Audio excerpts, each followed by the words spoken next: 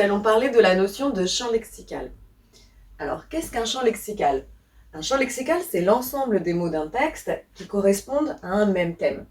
Et l'objectif de trouver un champ lexical dans un texte, c'est de repérer les idées qui sont importantes.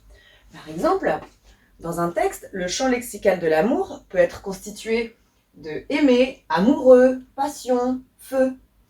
Et celui de la peur, ça pourrait regrouper tous les mots comme apeuré, frisson, cri, paniquer, ou encore des expressions comme être mort de peur.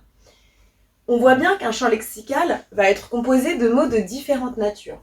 Ici, par exemple, je peux avoir des verbes comme aimer ou paniquer, ou encore des adjectifs, à l'instar de amoureux, apeuré, ou des noms comme le feu ou un cri. Et dans un champ lexical, on va également avoir parfois des mots de la même famille, ce qu'on va appeler des mots dérivés, comme aimer et amoureux par exemple, qui ici sont de la même famille.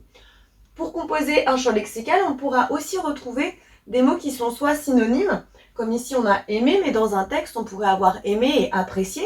Dans ces cas-là, ça ferait partie du même champ lexical. Et on pourrait aussi avoir des mots dits antonymes, c'est-à-dire les mots qui sont de sens contraire. Par exemple, si j'avais le mot détester, parce qu'on pourrait avoir une phrase qui dirait « il ne le détestait pas ». Donc ça s'appelle une litote, mais du coup, ne pas détester, ça ferait partie du champ lexical ici de l'amour.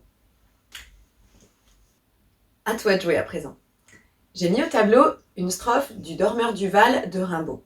Et j'aimerais que tu dégages les termes qui font partie ici du champ lexical de la nature. Donc je vais la lire pour toi. C'est un trou de verdure où chante une rivière, accrochant follement aux herbes des haillons d'argent, où le soleil de la montagne fière, lui, c'est un petit val qui mousse de rayons. Alors ici, peux-tu me dire quels sont selon toi les mots qui font partie du champ lexical de la nature? Je te laisse réfléchir. C'est bon pour toi? Ici, on peut trouver le mot verdure, bien sûr, qui est associé à la nature, mais également rivière, puisque la rivière est un élément naturel. Évidemment, on a le mot herbe, le mot soleil, qui fait aussi partie de la nature dans sa globalité, la montagne, hop, un val, puisqu'un val c'est comme un vallon, et on va avoir ici aussi le terme de rayon. Donc on a un champ lexical de la nature qui est assez conséquent, et du coup l'intérêt après c'est de voir quel est l'effet produit.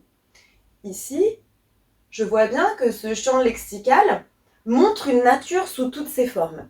C'est-à-dire que je vais avoir la nature sous sa forme de feu, avec le soleil, le rayon et aussi le verbe luire. Je vais avoir la nature sous sa forme liquide, avec la rivière. Je vais également avoir la nature sous sa forme un peu solide, on va dire la terre, avec la montagne ou le val, et les herbes également.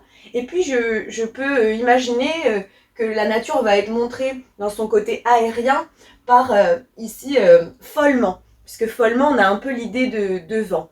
Donc on a une nature qui est montrée sous toutes ses formes, toutes les formes de la nature, et l'image de cette nature ici, très clairement, c'est une image de quiétude, c'est-à-dire que la nature est calme, elle est vivante, elle est luxuriante. Ici, on a une image dite méliorative, c'est-à-dire très positive, de la nature.